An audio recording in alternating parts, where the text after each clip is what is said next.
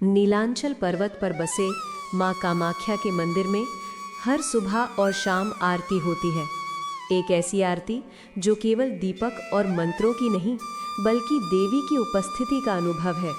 पर कहते हैं एक बार उस आरती के दौरान कुछ ऐसा हुआ जिसने हर भक्त को स्तब्ध कर दिया, क्योंकि उस दिन माँ कामाख्या का दिव्य तेज स्वयं प्रकट हुआ था।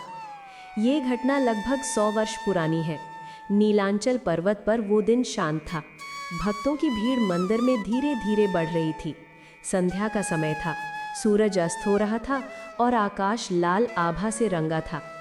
मुख्य पुजारी हरि नारायण दास ने आरती की तैयारी शुरू की। दीपक, घी, चंदन, पुष्प सब कुछ तैयार था। परंतु उस दिन वातावरण में कुछ अनोखा कंपन था, जैसे हवा खुद कोई संदेश दे रही हो। मंदिर की घंटियां बजी, टनन टनन टनन। भक्तों ने एक स्वर में उच्चारण किया, जय मां कामाख्या। दीपक जलाए गए, शंख फूंका गया और पुजारी ने मंत्रोच्चारण शुरू किया, ओम ऐं ह्रीं क्लीं कामाख्याय नमः। पूरा मंदिर देवी के नाम से गूंज उठा। दीपकों की लौ हवा में नृत्य कर रही थी और भक्ति की लहर हर हृदय में दौड़ रही थी। जैसे जैसे आरती अपने चरम पर पहुंची, दीपक की लौ सामान्य से अधिक ऊंची उठने लगी। पुजारी ने सोचा शायद हवा का असर है, परंतु हवा बिल्कुल स्थिर थी। फिर धीरे धीरे मंदिर के चारों तरफ लाल और सुनहरी चमक फैलने लगी। भक्त एक दूसरे को देखने लगे, ये क्या हो रहा है? दीपकों की लपटा अब त्रिशूल के आकार में बदलने लगी। दीवारों पर देवी के रूप उभर आए, कभी त्रिनेत्री, कभी महाकाली, कभी भैरवी। अचानक गर्भगृह के भीतर से एक तेज प्रकाश फूटा, इतना प्रखर कि आंखें अपने आप बंद हो गईं। शंख अपने आप बज उठा, घंटियां एक साथ गूंज उठी और पूरा मंदिर दिव्य रोशनी से भर गया। भक्त रोने लगे, कोई हाथ जोड़कर खड़ा था, कोई जमीन पर गिरकर मां को प्रणाम कर रहा था। हरि नारायण दास के हाथों का दीपक गिर गया, पर वो लौ नहीं बुझी, बल्कि हवा में तैरने लगी, जैसे मां स्वयं उस प्रकाश में समा गई हो। उस तेज प्रकाश से कोमल पर शक्तिशाली आवाज आई, भय मत करो, ये मेरा आशीर्वाद है। भक्ति सच्ची हो तो मैं स्वयं आ जाती हूँ। माँ का स्वर सुनकर सब भक्त मौन हो गए। माँ बोली, हर आरती केवल विधि नहीं, ये प्रेम की पुकार है। जब मन निष्कलुष होता है तब दीपक की लौ मेरी आत्मा से जुड़ जाती है।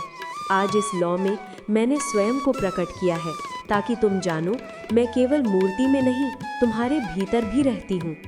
जब माँ का स्वर शांत हुआ, वो तेज प्रकाश धीरे धीरे फीका पड़ा और मंदिर में सुगंधित हवा फैल गई, जैसे हजारों कमल एक साथ खिल गए हो। एक वृद्ध भक्त ने आंसू पोंछते हुए कहा, मैंने पहली बार महसूस किया कि देवी सांस ले रही हैं। दूसरा भक्त बोला, दीवारों पर प्रकाश का नृत्य हो रहा था, जैसे माँ अपने स्वरूप दिखा रही हो। मंदिर के बाहर बैठे एक अंधे साधु ने कहा, मुझे प्रकाश नहीं दिखा, पर मैंने माँ की हंसी सुनी। वो कह रही थी, मैं यही हूँ।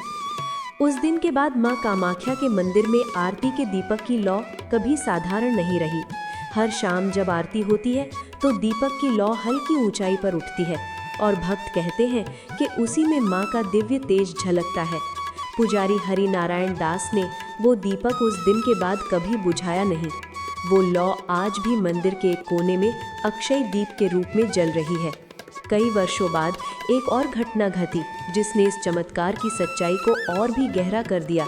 एक नवयुवक पुजारी ने संध्या आरती के दौरान देखा, दीपक की लौ 2 हिस्सों में बंट गई और दोनों लपटें त्रिशूल की तरह ऊपर उठी।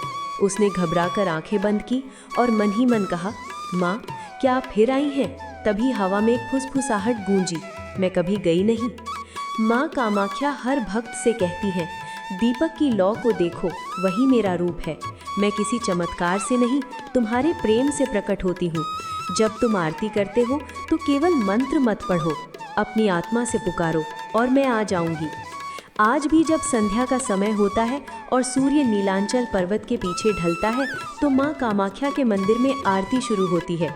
लाखों दीपकों की लौ के बीच एक लौ ऐसी होती है जो सबसे अलग दिखती है, थोड़ी ऊंची, थोड़ी अधिक चमकदार, और भक्त जानते हैं वो माँ का दिव्य तेज है। वो तेज जो दिखता नहीं पर महसूस होता है, वो प्रकाश जो आंखों से नहीं हृदय से देखा जाता है। माँ कामाख्या की आरती में प्रकट हुआ वो दिव्य तेज आज भी हर भक्त की आंखों में आंसू और मन में विश्वास भर देता है। वो याद दिलाता है कि माँ कभी दूर नहीं होती, वो बस उस क्षण की प्रतीक्षा करती है जब कोई सच्चे मन से पुकारे, जय माँ कामाख्या, जय माँ।